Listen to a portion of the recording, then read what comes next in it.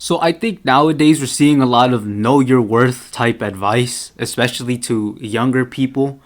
We're telling them know your worth, get out of this, get out of here, get into this, get into here. Don't mess with this person, mess with that person. Literally for everything, whether it's a job, whether it's in school, whether it's an offer, whether it's a relationship, or whether it's just dealing with people. Know your worth and don't tolerate anything below your worth, below what you deserve, right? And that makes sense. It's empowering because the last thing we want to see is someone take on something or bear the burden of something that they don't deserve or is honestly below them. Like that's a sad sight to see. But I also think that if we all knew our worth and we actually acted on it, we would not be anywhere for more than a year. A lot of us do know our worth.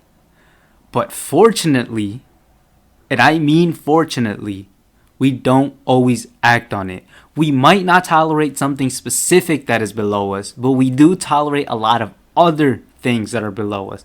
Namely, our relationships with people. Not just romantic, but familial and friendship relationships. A lot of times, that is the area where we know our worth, but don't act on it. Don't put our foot down. And that is a good thing. Even in our jobs, we know we might be smarter. We know we might deserve a little bit more pay. We know we might deserve a little bit of more prestige, maybe even a better industry and a better job title. And I know that some people quit their jobs and leave, but a lot of us don't. And to some extent, that's a good thing. Not saying everybody's better off tolerating things that are not their worth, but just think about it. If we all knew our worth, and we acted on it all the time, we would not stay anywhere for more than a year. Why? Take a relationship, a romantic relationship. People pretend to be perfect, right? When you're in the talking stage and when you just start dating, people just pretend to be perfect and all you see is the good in them. And then maybe after a few months that kind of starts to fall apart, people start getting a little bit comfortable, and now you start to see the flaws. Now you start to see the little slip ups where they lose the Mr. Perfect or Mrs. Perfect image.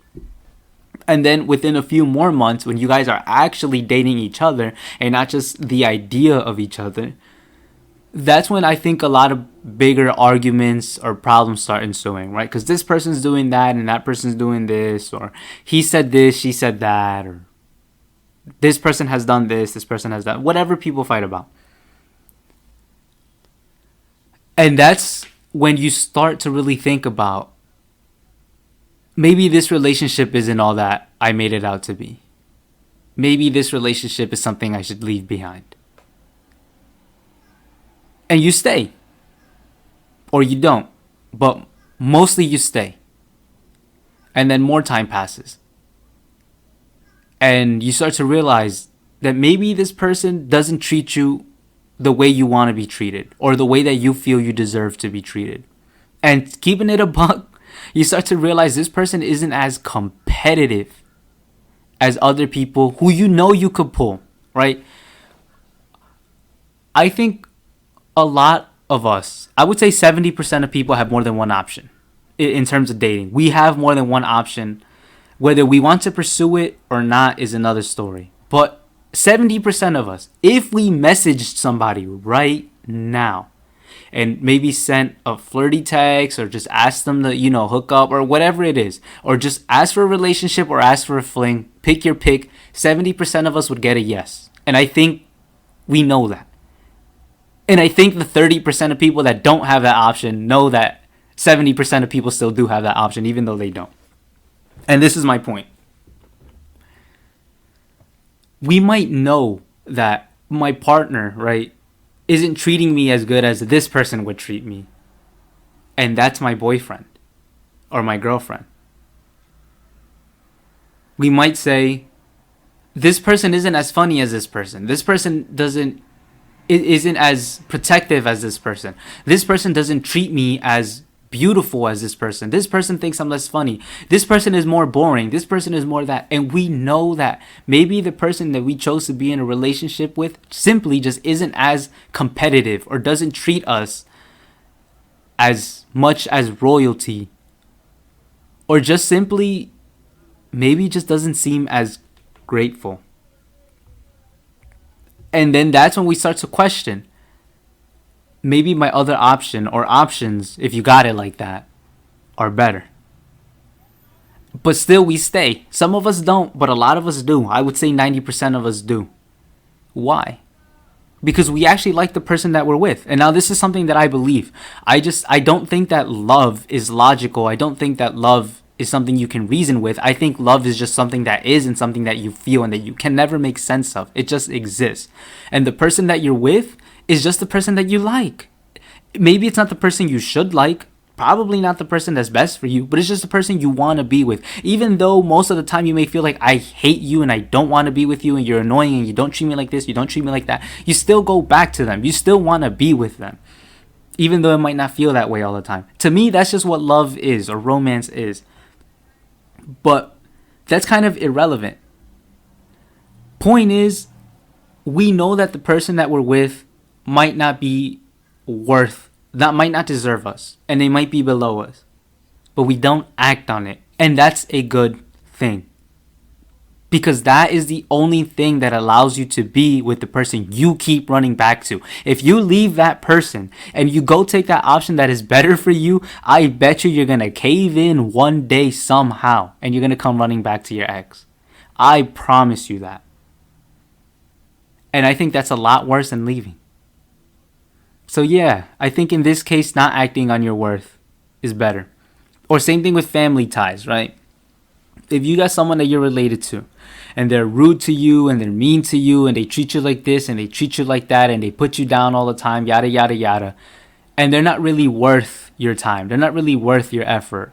I know all of us got a family member who we really, really, really want to help, and maybe even want to mentor. And as much as you try and extend the hand, they just don't grab it. Or maybe they even push you away. But we still keep trying. And I know the common advice would be, if they don't want to be helped, don't help them. You're trying. You can only try for so long. And they're treating you like crap. So just give up. Just give up. And if we know that they're treating us like crap, and we know that we don't deserve to be treated that way, because we're trying to help them out in good spirits, but we still keep trying. And a lot of times, the only support a person needs is to know that someone keeps trying. Like someone keeps cheering. Even though they're pushing away, even though they might be mean, even though they might actually not want your help, 9 out of 10 times they appreciate that you're trying to give it to them. That's something that I don't think a lot of people really sit back to think about. And I promise you, when someone isn't accepting your help and you stop giving them your help, it hurts a lot. It really does. And they'll probably never say it, and you'll probably never think it, but it really does. And if we knew our worth, that could make a big difference in somebody's life, or even a job. We might not think that it's worth our time, but who knows, maybe if you act on it, you're not lucky and you end up worse off. You end up unemployed. You end up with a job with a different salary, lower salary. Friendship, friends get into fights. Friends do things that you don't like. We're human. We're gonna get on each other's nerves. We're gonna do something wrong. You know how many friends we would cut off? Think to all your friends and all your past friends. Think about how quickly or how early you would have cut them off if you acted on your worth the first time it crossed your mind that they're not worth my time, or I'm above them. Think about it. And I bet you a lot of your closest friends are people who wouldn't even be here right now if you acted on your worth. And I bet you're glad that they're in your life. All I'm saying is that, yes, recognize your worth, and let's continue to encourage that. But let's just be grateful to some extent that we know our worth and don't always act on it, because the world would fall apart. We wouldn't be anywhere for more than a year, if that. Let me know what you think. Stay safe, and thanks for listening.